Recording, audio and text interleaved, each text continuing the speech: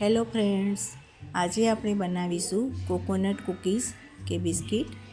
આ coconut cookies મેં આજે ઘઉંના લોટના બનાવ્યા છે। તો એના માટે આપણે સૌથી પહેલાં એક બાઉલમાં 1/3 કપ ઘી અને 1/3 કપ ખાંડનો પાવડર લઈશું। ખાંડ અને ઘીને આપણે સારી રીતે મિક્સ કરી લઈશું। સતત 3 થી 4 મિનિટ આ રીતે આપણે હલાવતા રહીશું, એટલે આપણે ઘી અને ખાંડનું મિશ્રણ બંને મિક્સ થઈને એક વ્હાઈટ બેટર તૈયાર થશે। આ રીતે 3 થી 4 મિનિટ હલાવ્યા પછી એની અંદર આપણે 1 કપ ઘઉંનો લોટ ઉમેરીશું। ત્યાર પછી અંદર 1 ટેબલસ્પૂન સોજી અને 1 ટેબલસ્પૂન મિલ્ક પાવડર ઉમેરીશું। મિલ્ક પાવડર ઉમેરવાથી એનો ટેસ્ટ ખૂબ જ સરસ આવશે। અને 2 ઇલાયચીનો પાવડર ઉમેરીશું। ત્યાર પછી અંદર 1/4 કપ આપણે ટોપરાનું છીણ ઉમેરીશું। ત્યાર પછી આપણે 1 નાની ચમચી બેકિંગ પાવડર ઉમેરીશું અને બધી વસ્તુને સારી રીતે મિક્સ કરી લઈશું। આ રીતે આપણે પહેલાં સ્પેચ્યુલાની મદદથી સારી રીતે લોટને ઘીની અંદર મિક્સ કરી લઈશું। પછી આપણે એને હળવા હાથે સારી રીતે મિક્સ કરી લઈશું, જેથી આપણે અંદર બેકિંગ પાવડર ઉમેર્યો છે એ લોટની અંદર સારી રીતે ભળી જાય। આપણે આનો લોટ બાંધવાનો છે, પણ પહેલાં આપણે એકવાર આ મિક્સ કરી લઈશું, એટલે આપણને ખબર પડે કે આપણે અંદર કેટલું દૂધ ઉમેર્યું છે।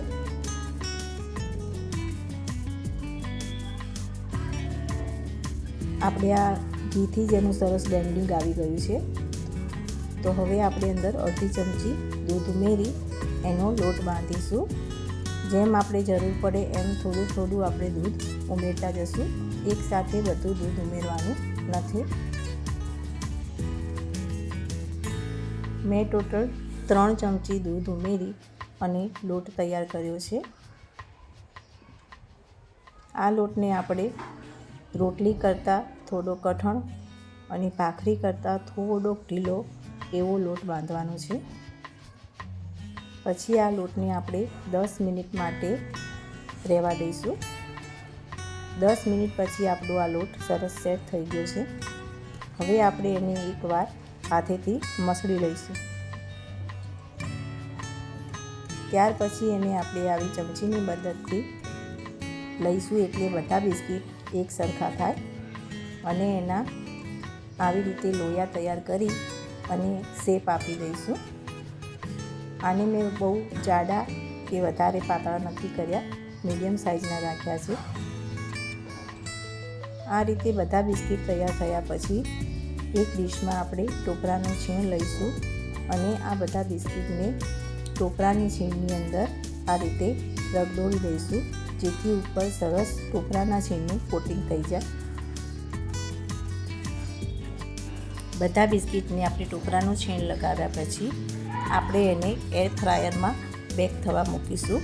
એને મેં 180 ડિગ્રી ઉપર 15 મિનિટ માટે બેક થવા રાખ્યા હતા। અને જો તમે આને કડાઈમાં બનાવતા હોય તો એને 25 થી 30 મિનિટનો સમય લાગી શકે છે। તો તૈયાર છે આપણા કોકોનટ કૂકીઝ કે બિસ્કિટ, જે ખાવામાં ખૂબ જ ટેસ્ટી અને હેલ્ધી છે। તો તમે પણ એકવાર જરૂરથી ટ્રાય કરજો। જો તમને મારો વિડીયો પસંદ આવે તો લાઈક, શેર અને સબસ્ક્રાઈબ ચોક્કસથી કરજો। Thank you.